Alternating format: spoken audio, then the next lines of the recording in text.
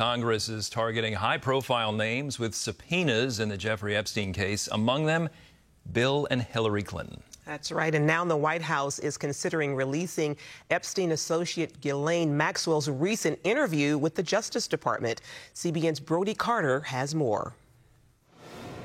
House Oversight Chair James Comer launching a new phase in the Epstein investigation. The subpoenas include more than a dozen influential figures, including former President and First Lady Bill and Hillary Clinton, former FBI directors James Comey and Robert Mueller, as well as Trump's own former attorneys general Bill Barr and Jeff Sessions. It's part of a bipartisan call for transparency into the investigation of Epstein's activities and his clients. The American people have a right to know who else was involved, whether the system really was rigged in favor of the rich and powerful. Representative Comer also sent a subpoena to Attorney General Pam Bondi for the unredacted files related to the Epstein case by August 19th, saying, quote, "It's imperative that Congress conduct oversight of the federal government's enforcement of sex trafficking laws generally, and specifically its handling of the investigation and prosecution of Mr. Epstein and Ms. Maxwell." The Trump administration is reportedly considering releasing the full transcript of a DOJ interview between Epstein associate Ghislain Maxwell and Deputy Attorney General Todd Blanche, who previously served as the president's personal attorney. Sources say Maxwell told Blanche that President Trump did nothing in her presence to cause concern. Days after that interview, Maxwell, who's serving 20 years for sex trafficking, was moved from a federal prison to a minimum security Texas camp. President Trump told reporters he was not aware of the move. Two questions for you. One, were you aware of and did you personally approve the prison transfer for Ghislain Maxwell that your Justice Department? I didn't know about it at all. No, I read about it just like you did. And do you believe that she is? It's not a very uncommon thing. For CBN News, I'm Brody Carter.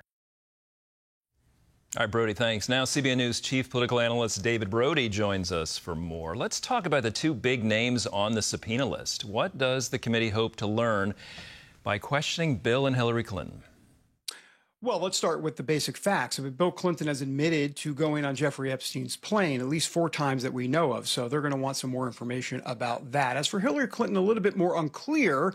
We don't have any reports of her going on the plane. But then again, being married to Bill Clinton, we would think, have some information to offer in terms of the nature of the relationship. We just don't know much about Hillary Clinton. I will say this, Andrew, what's interesting is at this point, it's going to be a legal fight. Will Bill Clinton even show up for this deposition, for this subpoena? Because the problem here is that there's never been a president, former president, or president in U.S. history that showed up for a deposition or subpoena. They tried to do this in 1953 with Harry Truman and the Un-American Activities Committee.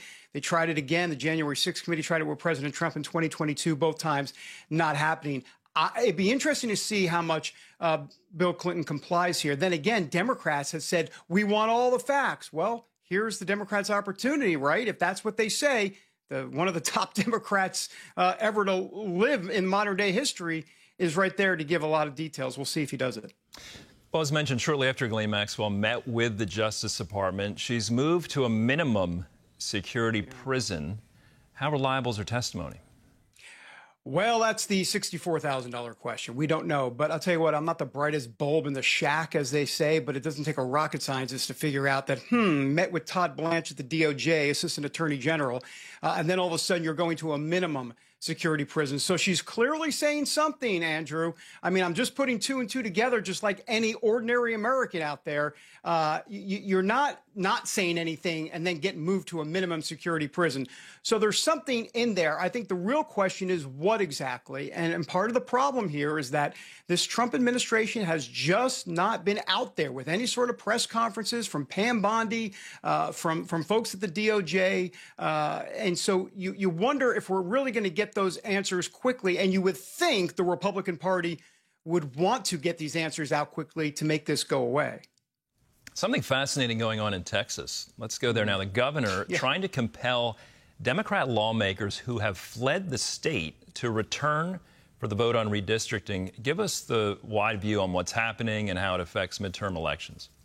Well, a lot of people hear redistricting and go womp womp. Okay, let me move on. I can't, the brain power, I don't want to deal with all that. I got other things to do. Here's why it's important. it very well could affect the midterm elections and who controls the House and Senate in going forward after 2026. There's so much to unpack here, but basically Republicans in the Texas House believe they can get 5 more seats by basically redistricting in the middle of a census decade. Remember, the census is taken every 10 years, so typically that's when redistricting is done. This is about halfway through, and that's why it's controversial that Republicans are doing something that typically isn't done. Oh, I'm sorry, my bad. Wait a minute. Democrats have done this too. Look at Illinois is a great example, but there's other states as well, North Carolina, Virginia. But specifically, Illinois has done this quite often. So this idea that Republicans are playing politics, yeah, sure they are, but so have Democrats in the past.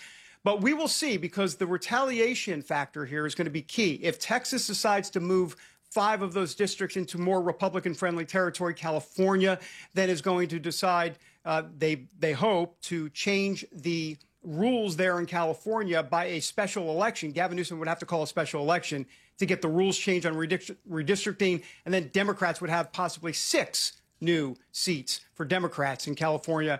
This thing is tit for tat, and it's going to go on for a while. All right, David, thanks so much. Always appreciate you joining us. You bet. Thanks, Andrew.